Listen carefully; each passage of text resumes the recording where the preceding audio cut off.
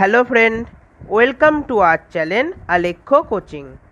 আজকের ক্লাসে আমরা ক্লাস 9-এর 15 নম্বর অধ্যায় ত্রিভুজ ও চতুর্ভুজের পরিসীমা ও ক্ষেত্রফল এর কিছু ম্যাথামেটিক্যাল প্রবলেম নিয়ে আলোচনা করেছি। আশা করি বন্ধুরা আজকের ক্লাস থেকে তোমরা সেগুলো খুব সহজেই বুঝতে পারবে। তাহলে আজকের ক্লাসটি দেখে নেওয়া যাক। তার আগে এই চ্যানেল যারা প্রথম দেখছো তারা অবশ্যই চ্যানেলটিকে সাবস্ক্রাইব করে নিও। তাহলে এবার ক্লাসটি দেখে নেওয়া। 15 নম্বর অধ্যায়ে ত্রিভুজ ও চতুর্ভুজের পরিসীমা ও ক্ষেত্রফল এই নিয়ে আজকের ক্লাসে আমরা আলোচনা করব। এই চ্যাপ্টারে যেগুলো আছে সেটা হচ্ছে আমাদের তিনটে প্রশ্নমালা। কষে দেখি 15.1, 15.2 আর 15.3। আজকের ক্লাসে আমরা প্রথম প্রশ্নমালা কষে দেখি 15.1 নিয়ে আলোচনা করব। তাহলে দেখে নেওয়া যাক কি কি আছে এই অনুশীলনীতে। প্রথমে আমরা যেটা নিয়ে আলোচনা করব সেটা হচ্ছে আয়তক্ষেত্র। আয়তক্ষেত্র নিয়ে আমরা প্রথমে আলোচনা করব। তাহলে আমরা প্রথমে আয়তক্ষেত্রের একটা ছবি এঁকে নিই।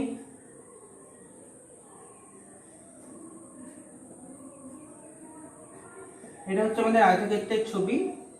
এইটা তাহলে কি আয়তক্ষেত্রের দৈর্ঘ্য, এইটা হচ্ছে আমাদের আয়তক্ষেত্রের প্রস্থ। এবার আয়তক্ষেত্রের প্রথমে যে জিনিসটা জানতে হবে সেটা হচ্ছে পরিসীমা। আয়তক্ষেত্রের পরিসীমা। পরিসীমা কি? আয়তক্ষেত্রের এই বাহুটা, এই বাহুটা, এই বাহুটার এই বাহুটার যোগফল হচ্ছে আয়তক্ষেত্রটার পরিসীমা। তাহলে আয়তক্ষেত্রের পরিসীমা বার করতে গেলে যে ফর্মুলা আমাদের ইউজ করতে হবে সেটা হচ্ছে 2 ইন্টু দৈর্ঘ্য প্লাস প্রস্থ। আয়তক্ষেত্রের পরিসীমা বার করতে গেলে আমাদের যে সূত্রটা ইউজ করতে হবে সেটা হচ্ছে দৈর্ঘ্য প্লাস প্রস্থ। এরপর আমাদের কি জানতে হবে? আয়তক্ষেত্রের ক্ষেত্রফল। আয়তক্ষেত্রের ক্ষেত্রফলের ফর্মুলাটা জানার আগে, ক্ষেত্রফল মানে কি? আয়তক্ষেত্রটা যতটা জায়গা জুড়ে রয়েছে, মানে এই মধ্যে যতটা জায়গা আছে এইটা এতটা জায়গা জুড়ে রয়েছে, তাহলে এই জায়গাটা বার করার যে সূত্রটা কি হলো সেটা হচ্ছে আমাদের দৈর্ঘ্য ইনটু প্রস্থ। তাহলে আয়তক্ষেত্রের ক্ষেত্রফল বার করার ফর্মুলাটা হলো দৈর্ঘ্য ইনটু প্রস্থ। এরপর আমরা যেটা জানবো সেটা হচ্ছে কর্ণের দৈর্ঘ্য। আয়তক্ষেত্রের কর্ণের দৈর্ঘ্য বার করার ফর্মুলা। কর্ণের দৈর্ঘ্য কি করে বার করতে হবে? তাহলে আমরা প্রথমে একটা কি করব, আয়তক্ষেত্রে কর্ণ এঁকে নেব। তাহলে দেখো এটা একটা আয়তক্ষেত্রের কর্ণ। এবার আমরা জানি আয়তক্ষেত্রের প্রত্যেকটা কোণ সমকোণ, তার মানে এই কোণটা কি হবে? সমকোণ হবে। তাহলে তার মানে এই যে একটা ত্রিভুজ উৎপন্ন হয়েছে এটা তাহলে কি একটা সমকোণী ত্রিভুজ। আর এই কর্ণটা কি? তার অতিভুজ। তাহলে সমকোণী ত্রিভুজের অতিভুজ বার করার সূত্রটা যেটা, সেটাই হচ্ছে কর্ণের দৈর্ঘ্য বার করতে পারবো। তাহলে সূত্র হচ্ছে √অফ, আমাদের কি করতে হবে? অতিভুজ বার করার সূত্র ভূমি স্কয়ার। ভূমি এখানে কি? দৈর্ঘ্য, তাহলে দৈর্ঘ্যের স্কয়ার প্লাস লম্ব স্কয়ার। তাহলে লম্ব এখানে কি? প্রস্থ, তাহলে প্রস্থের স্কয়ার। তাহলে আয়তক্ষেত্রের কর্ণের দৈর্ঘ্যের সূত্র হলো √অফ দৈর্ঘ্য স্কয়ার প্লাস প্রস্থ স্কয়ার। এরপর আমরা বর্গক্ষেত্র সম্বন্ধে আলোচনা করব। তাহলে বর্গক্ষেত্র।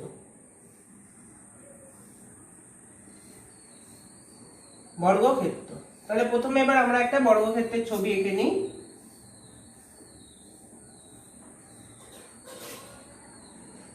এটা একটা আমাদের বর্গক্ষেত্র। এটা হচ্ছে তার বর্গক্ষেত্রের, আমরা জানি কি 3-4টে বাহুই সমান হয়, তাহলে এটা হচ্ছে তার বাহু।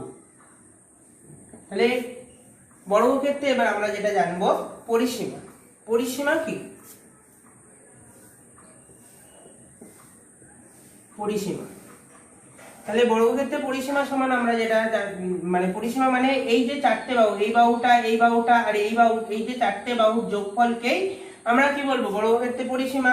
তাহলে বর্গক্ষেত্রের পরিসীমা বার করতে গেলে তাহলে কি 4 ইনটু বাহু। বর্গক্ষেত্রের পরিসীমার সূত্র হলো 4 ইনটু বাহু। এরপর আমরা কি বার করব? বর্গক্ষেত্রের ক্ষেত্রফল। ক্ষেত্রফল মানে হলো বর্গক্ষেত্রটা যতটা জায়গা জুড়ে রয়েছে, মানে এই যে মাঝখানে এই যে জায়গাটা জুড়ে রয়েছে এইটা আমাদের বার করতে হবে। তাহলে বর্গক্ষেত্রের ক্ষেত্রফল সমান হচ্ছে বাহু স্কয়ার। এরপর আমরা যেটা বার করব বর্গক্ষেত্রে কর্ণের দৈর্ঘ্য, কর্ণের দৈর্ঘ্য। তাহলে দেখো বর্গক্ষেত্রে কর্ণের দৈর্ঘ্য বার করতে হবে। তাহলে আমরা একটা কর্ণ টেনে নিই। এবার আমরা কি জানি বর্গক্ষেত্রে, তাহলে এটাও তো বাহু। এবার বর্গক্ষেত্রেরও প্রত্যেকটা কোণ সমকোণ, তাহলে এটা একটা সমকোণী ত্রিভুজ। তাহলে ঠিক একই ভাবে আমরা বলতে পারবো √ অফ বাহু স্কয়ার প্লাস বাহু স্কয়ার। তাহলে বাহু স্কয়ার প্লাস বাহু স্কয়ার, তাহলে দুটোই, তাহলে এখান থেকে আমরা লিখতে পারবো √2 ইন্টু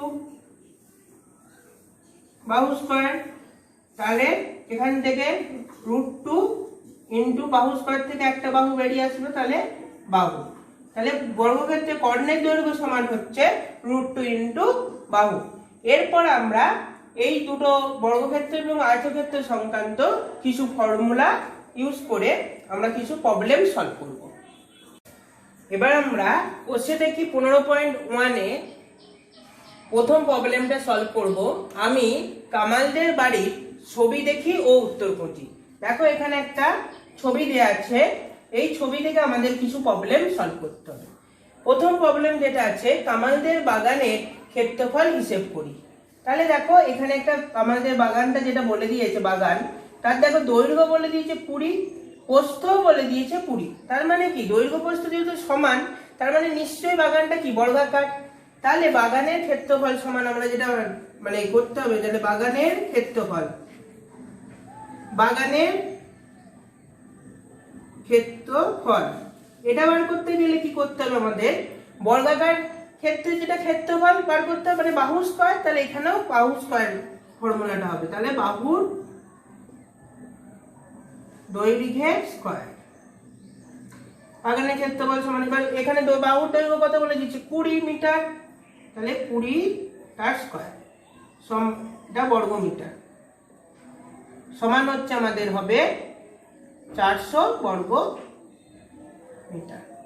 তাহলে কামালদের বাগানের ক্ষেত্রফল আমরা পেলাম 400 বর্গ মিটার। এরপর আমাদের 2 নম্বর প্রবলেমটা কি দিয়েছে, প্রতি বর্গ মিটারে 30 টাকা হিসাবে খরচা করে বারান্দার মেঝে মেরামত করছে, তাহলে মোট কত খরচা হবে। তাহলে দেখো এখানে বারান্দাটা যেটা দিয়ে আছে এর মেঝে মেরামত করবে, মেঝে মেরামত করবে, তার মানে হচ্ছে বাগানটার ক্ষেত্র, এই বারান্দাটার ক্ষেত্রফল আমাদের বার করতে হবে। এবার দেখো দৈর্ঘ্য বলে দিয়েছে 10 মিটার আর প্রস্থ বলে দিয়েছে 5 মিটার, তার মানে কি বারান্দাটা একটা আয়তকার জায়গা। তাহলে এবার বারান্দার ক্ষেত্রফল 2 নাম্বারটা, বারান্দার ক্ষেত্রফল। এবার আয়তক্ষেত্রের ক্ষেত্রফলের সূত্র কি, দৈর্ঘ্য ইন্টু প্রস্থ। তাহলে বারান্দার ক্ষেত্র সেটাই হবে দৈর্ঘ্য ইন্টু প্রস্থ। এবার দৈর্ঘ্য কত, দৈর্ঘ্য দেখো 10 আর প্রস্থ কত 5, তাহলে 10 ইন্টু 5 এত বর্গ মিটার সমান হচ্ছে আমাদের 50 বর্গ মিটার। তাহলে বারান্দার ক্ষেত্রফল বেরোলো 50 বর্গ মিটার। এবার সে কি করেছে দেখো এখানে লেখা আছে প্রতি বর্গ মিটারে 30 টাকা করে খরচা হয়েছে, তাহলে 50 বর্গ মিটারে তাহলে তার 50 ইন্টু 30 করতে হবে, তাহলে মোট খরচ পেয়ে যাবো। তাহলে বারান্দা মেরামত করতে, বারান্দা মেরামত করতে মোট খরচ সমান 50 ইন্টু 30 এত টাকা সমান হচ্ছে আমাদের 1500 টাকা।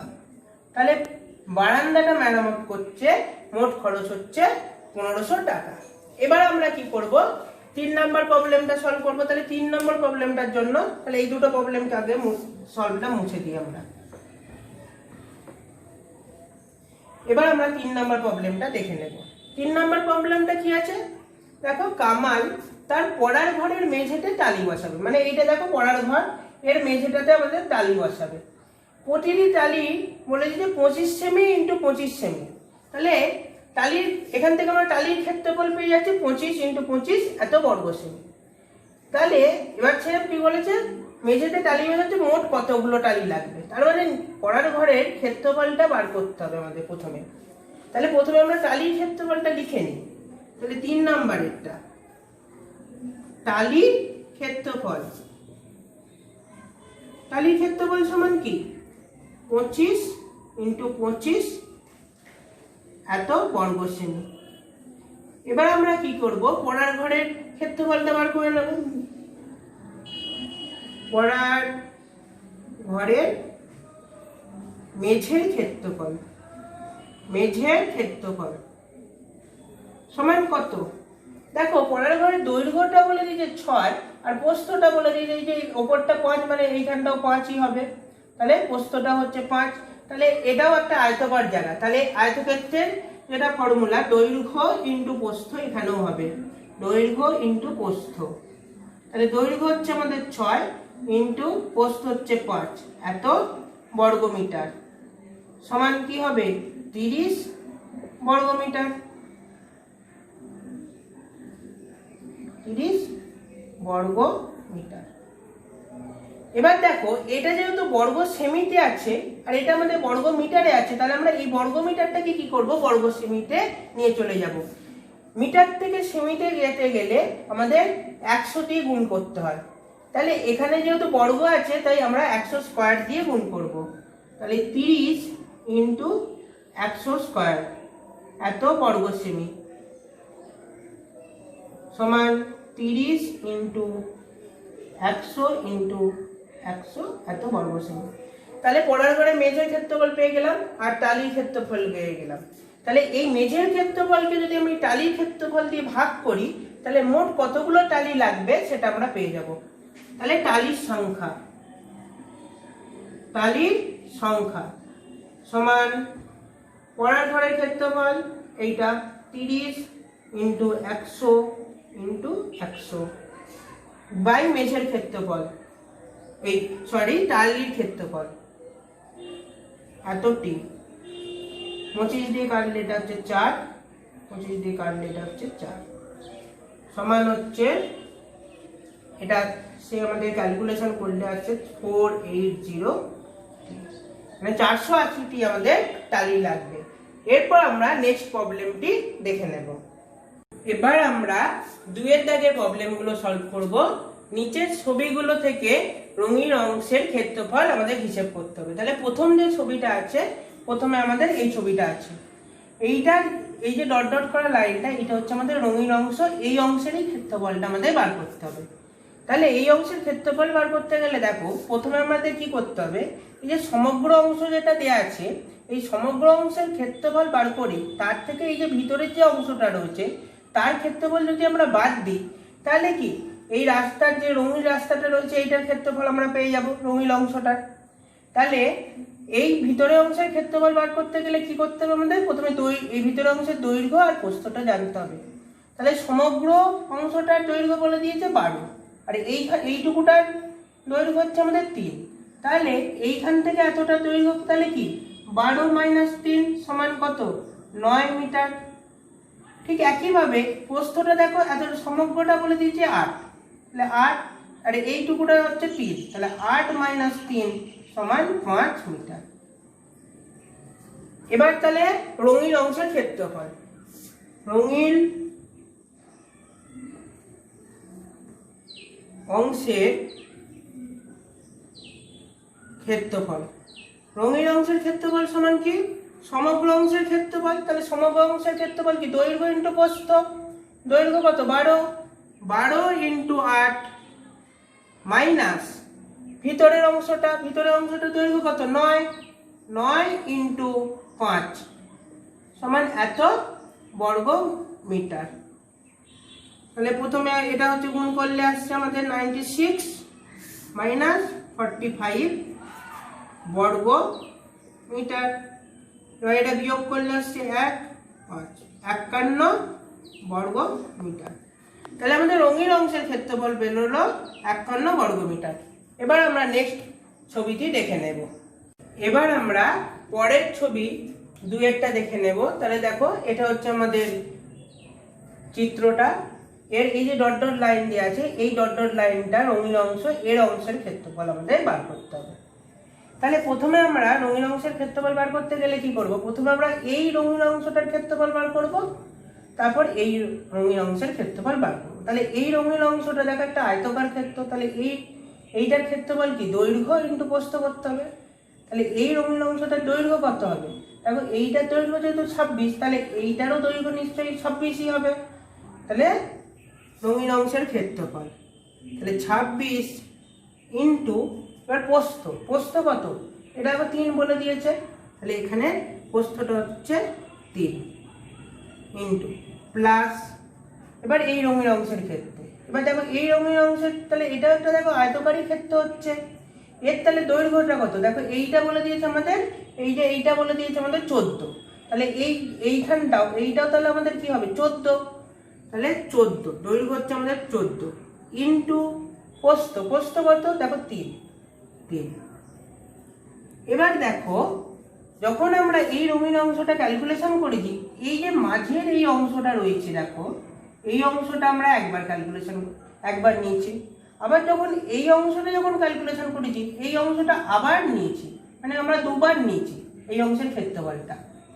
তাহলে আমাদের কি করতে হবে, এবার এই অংশটার ক্ষেত্রফল একবার মাইনাস করতে হবে, তাহলে মাইনাস, এবার এই অংশের দৈর্ঘ্য কত, দৈর্ঘ্য হচ্ছে এটা দেখো এটা 3, আর প্রস্থ কত, প্রস্থ হচ্ছে 3, তাহলে 3 ইন্টু 3, তাহলে এটা আমাদের বিয়োগ দিতে হবে, যেহেতু দুবার নিয়েছিলাম তাহলে একবার আমরা বিয়োগ দিয়ে দিলাম, এত বর্গ মিটার সমান, এটা গুণ করলে আসছে 318 8 60 প্লাস,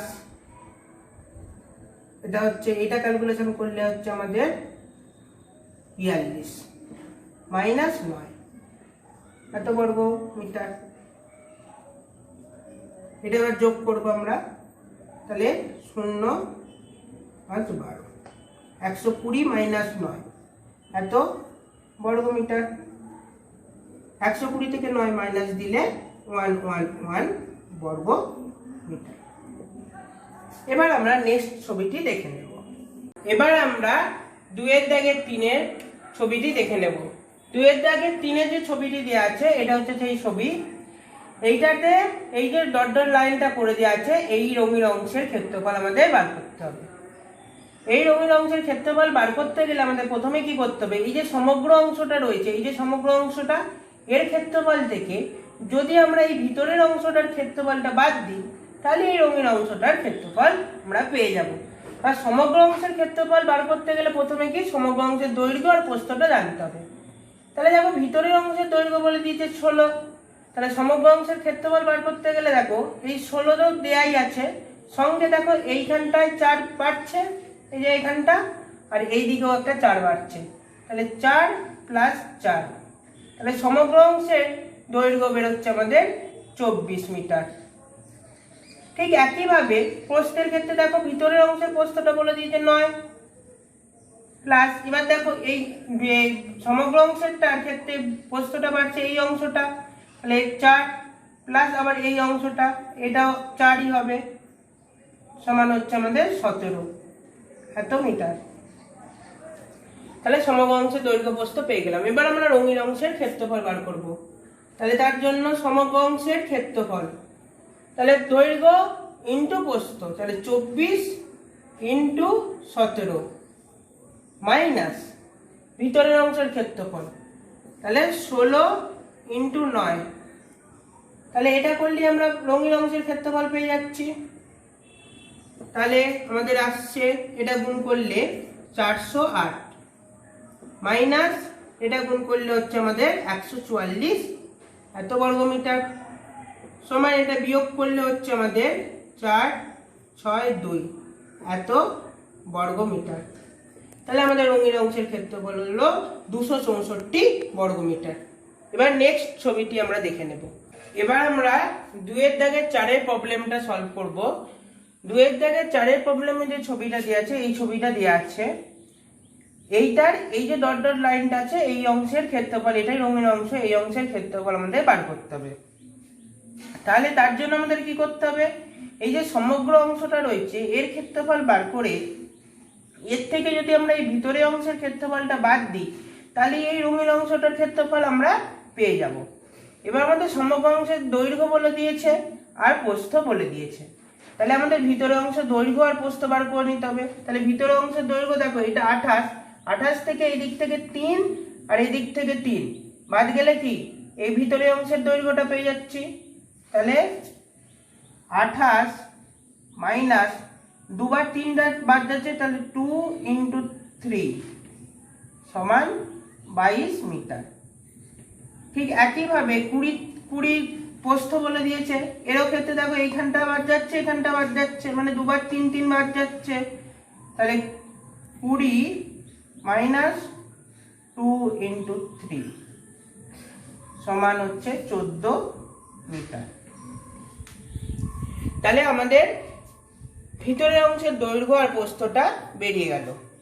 এবার আমরা কি করব, রঙিন অংশের ক্ষেত্রফলটা বার করে নেব। তাহলে বাইরের অংশের দৈর্ঘ্য হচ্ছে 28 × 20 মাইনাস ভিতরের অংশের দৈর্ঘ্য কত 22, প্রস্থ হচ্ছে 14 এত বর্গ মিটার সমান, এটাকে গুণ করলে হচ্ছে আমাদের 560 মাইনাস 308 তো বর্গ মিটার সমান 252 এত বর্গ। তাহলে রঙিন অংশের ক্ষেত্রফল হচ্ছে 252 বর্গ মিটার। এবার আমরা পরের প্রবলেমটি মানে 5এর প্রবলেমটি দেখে নেব। 5এর প্রবলেমের ক্ষেত্রে দেখো এই চিত্রটা দেওয়া আছে, এই চিত্রের এই যে ডট ডট লাইনটা আছে এটা হচ্ছে আমাদের রঙিন অংশ, এর ক্ষেত্রফল আমাদের বার করতে হবে। তাহলে কি করতে হবে, তার জন্য দেখো এই অংশটার ক্ষেত্রফল আর এই অংশ আর এই অংশের ক্ষেত্রফল বার করলে আমাদের রঙিন অংশের ক্ষেত্রফল বেরিয়ে যাবে। তাহলে প্রথমে আমরা এই অংশটার ক্ষেত্রফল বার করব। তাহলে এর দৈর্ঘ্য কত, এটা 120 বলে দিয়েছে, তাহলে এটাই এর দৈর্ঘ্য, তাহলে এই দৈর্ঘ্যটাও কি 120 হবে। আর প্রস্থ বলে দিয়েছে দেখো এখানে 3, তাহলে ওই অংশ 120 × 3 প্লাস, এবার দেখো এই অংশটা, এই অংশের দৈর্ঘ্য কত, এইটা দেখো এটা 90 বলে দিয়েছে, তার মানে এটাও 90 হবে। তাহলে দৈর্ঘ্য 90, প্রস্থ হচ্ছে 3, তাহলে 90 × 3 প্লাস, এবার এই অংশটা দৈর্ঘ্য তাহলে কি 90 হবে, 90 × প্রস্থ কত বলে দিয়েছে 3। এবার দেখো যখন আমরা এই অংশের ক্ষেত্রফল বার করেছি, আমরা এইখানের অংশটা একবার নিয়েছি, আবার এইখানের অংশটাও একবার নিয়েছি। আবার যখন এই অংশের ক্ষেত্রফল নিয়েছি, আবার তো এই অংশটার ক্ষেত্রফল আমরা ক্যালকুলেশন করেছি। ঠিক একইভাবে এই অংশটার ক্ষেত্রে আমরা একবার এই অংশটার ক্ষেত্রফল ক্যালকুলেশন করেছি। তার মানে এই দুটো অংশকে আমরা দুবার করে নিয়ে নিয়েছি, তাহলে একবার করে আমরা বাদ দেব। তাহলে এই অংশের ক্ষেত্রফল কত, এর দৈর্ঘ্য হচ্ছে 3, এর দৈর্ঘ্য হচ্ছে 3, তাহলে দুবার হচ্ছে 3 × 3 এই অংশের ক্ষেত্রফল। তাহলে এটা দুটো আছে, তাহলে 2 × 3 × 3 এত বর্গ মিটার। এটা হচ্ছে আমাদের গুণ করলে আসছে 360 প্লাস 270 প্লাস 270, যা 3 × 9 9 × 18 এত বর্গ মিটার সমান হচ্ছে আমাদের, এটা যোগ করলে আসছে হচ্ছে 900 মাইনাস 18 তো বর্গ মিটার সমান 288 এত বর্গ। তাহলে রঙিন অংশের ক্ষেত্রফল বেরোচ্ছে 882 বর্গ মিটার। তাহলে আজকের ক্লাসে যে ম্যাথামেটিক্যাল প্রবলেম নিয়ে আলোচনা করা হয়েছে, আশা করি তোমরা সেগুলো খুব সহজেই বুঝতে পেরেছো। যদি বুঝতে কোনো প্রবলেম থেকে থাকে তাহলে অবশ্যই আমাকে কমেন্ট বক্সে জানিও। আর আজকের ক্লাস যদি তোমাদের ভালো লেগে থাকে তাহলে অবশ্যই লাইক এবং শেয়ার করো, যাতে আমি আরও নতুন নতুন ভিডিও তোমাদের জন্য আনতে পারি। ধন্যবাদ।